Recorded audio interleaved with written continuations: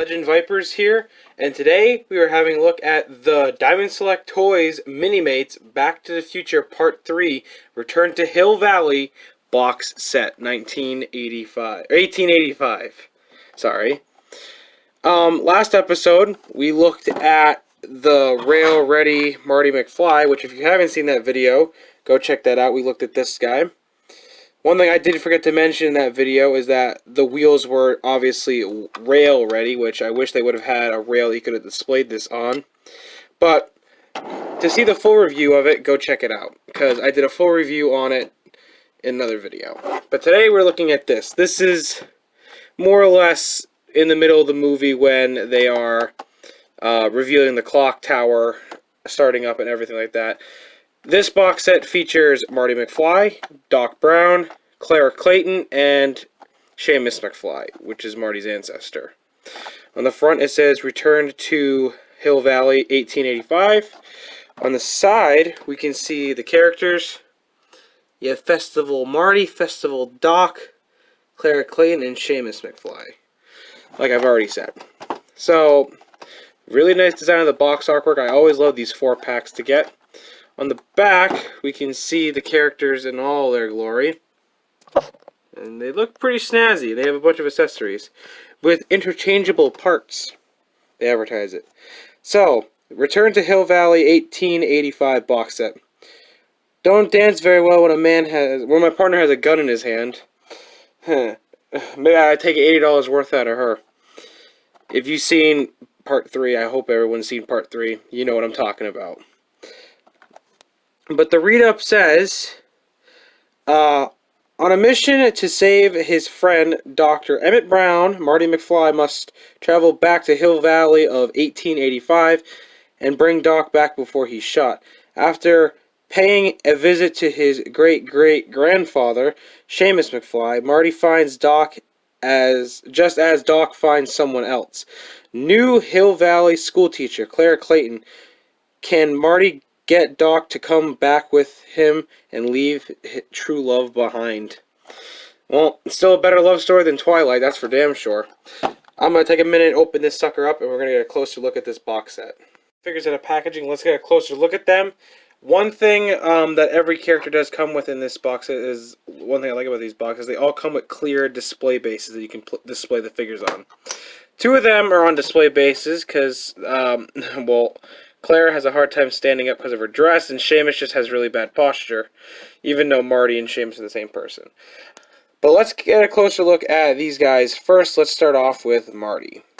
So this is the only time that we see him in this outfit is during the festival, and the next day I believe we see him in this outfit. More of a traditional, fashionable jacket. It's very thick.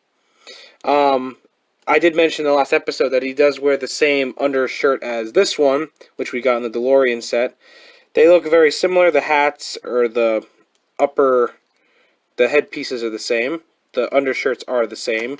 Let me just show you what I'm talking about here. I did mention this already, but they do share the same undershirt on both characters. This is what I was talking about when I said both of them share a shirt. I don't know if it's going to focus well. Kinda, but you can kind of see. Like, that's exactly where it's like they're both the same shirt. Basically, that's what I was saying in the last episode. One thing I'll get into later is one thing I have with a couple of these figures that kind of upset me, and I'll get into it in a minute. But Marty here, he looks just like Marty. Nothing too fancy. He looks just like the default face that we've gotten with other Martys, for the most part. I think the face that they use for these guys are all the same, pretty much. This is part 1 Marty with the time machine, but you can see, you know, they use the same. That's not really the same. I guess he's more of a smirk in the festival one versus in the one that we get with the DeLorean, which is probably a good thing. Hang on, let me just quickly see if I have the other figures somewhere. I just ran and looked, and I did have the other Marty kicking around, which was this one from the 1985 box set, which I will get into the 1985 box set probably after this one. I don't have the box for it no more because it's the oldest one that I have. but I will definitely review that as well as with the other DeLorean. But we'll get into that in another review. Next person up is Dr. Emmett Brown, the only Doc Brown that I have so far in Minimates.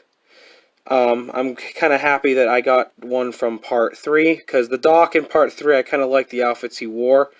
Because I feel like Doc belonged in the Old West from the very beginning. He looked like he was someone, who belonged in the Old West.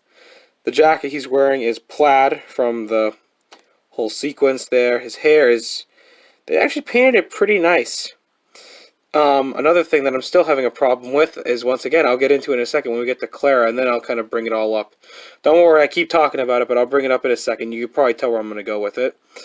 But Doc's headpiece, he has that tall, like, 10-gallon hat in the film. I always thought that hat was tall and on his head, because Tanning literally shot a gunshot right through it. Which, of course, will lead us into our accessories, which we'll get into. Next up is... Ooh, he's going to stand. Seamus. He always wears that little hat. That little, like, Irishman hat there. Maggie, get some water, we have a hurt man here. I think that's what he says. Or if you want to be more like Tannen. Hey, McFly, I thought I told you never to come in here. You ain't Seamus McFly. Sure look like him, though. Especially with that dog ugly hat. But he's wearing a nice, like, blue button-up shirt with some overalls. Very folk Irish, I will say that. Is it Irish or Scottish? I believe it's Irish Marty comes from, because I know Marty's middle name is Seamus. And Seamus sounds kind of Irish. And last but not least, we have the lovely Clara Clayton, Doc's crush in the film, his boo, if you would. To me, between Seamus and Clara, these don't seem screen accurate. If we're talking the festival, this outfit that she's wearing, she was only seen with it in the beginning of the film and at the end of the film. And to mention that her hair is long as well, I'm assuming this is when she's chasing after Doc on the locomotive towards the end of the film and stuff like that. Now, one problem is I've had this problem, and I'm getting into the issue that I have. With this one, I talked about how the poncho cuts off all his articulation. You can only really move his legs and his arms just a wee bit. Clara has the reverse. She has this dress on that completely prohibits her ability to move her legs. This is why I'm saying I wish Diamond Select would make cloth items that would actually cover their legs. That way they could still move freely and they're not prohibited. Because now, every time I try to display her on a display base, I can't get the feet in properly because they kind of slide all over the place and I can't get them to sit in properly. In order for me to do it, I have to keep taking off her torso and popping off her lower dress just to put it on the display base. But it's a nice figure, but I will say, that's what I say to Diamond Select. Like, try to do more, like, cloth-style bottoms like this, especially for figures that have, like, big items like Marty with his poncho and then Claire with her dress. I mean, even these could be retro. I mean, I guess these are fine, because these are just how they are. I know I'm having a pet peeve with these, but I mean, these are fine. I can work with these because the movement's still there, so I really don't have a problem with those. It's the ones that completely cut off articulation from the torsos and everything that completely ruins it. Because think about it, if I put the dress on Marty, why would I want to, but that means he's completely prohibited of his movability. I can't pose him how I like because he's stationary.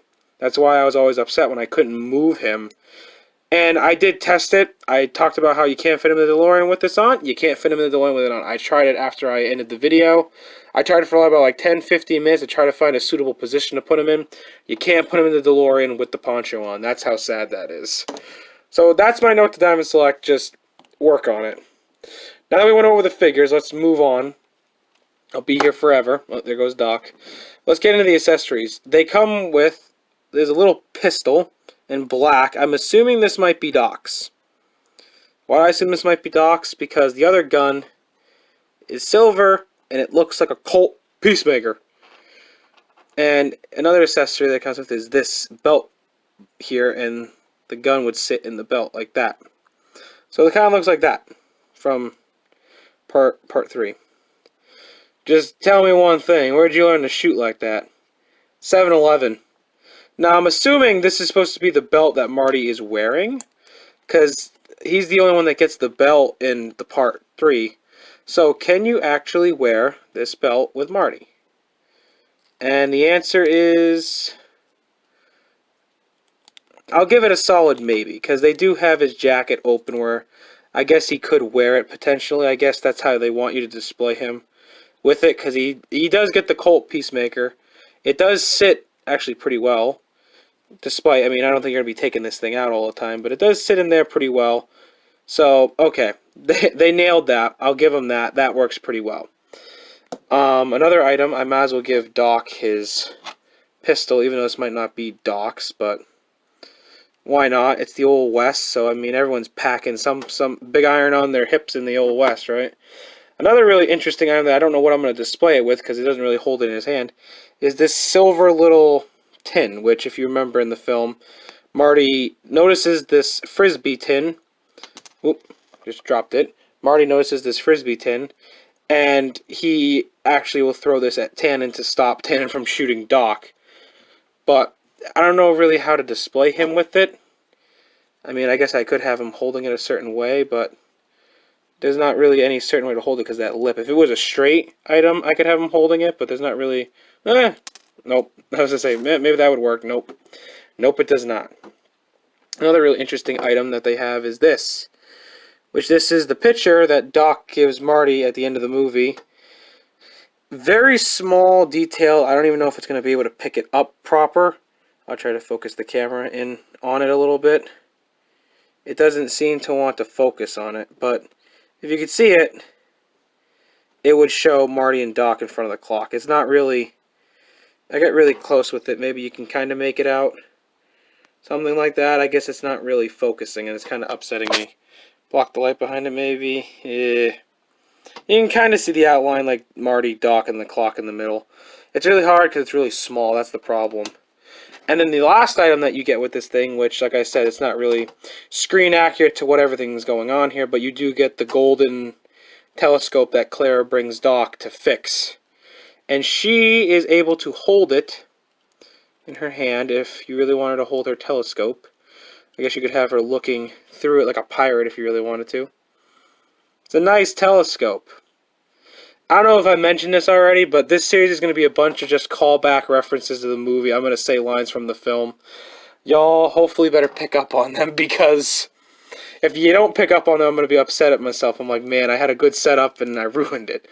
But for the most part, this wasn't a bad set. And of course, if you get other Back to the Future sets and you work with them a bit, you can actually display them all up in a row. Let me get Marty and Doc and all them on the display bases. One thing I will say is that it's one thing that's really tough, is when you first get them, it's putting their feet into these little holes. You have to like really work in the mold that they have for their feet.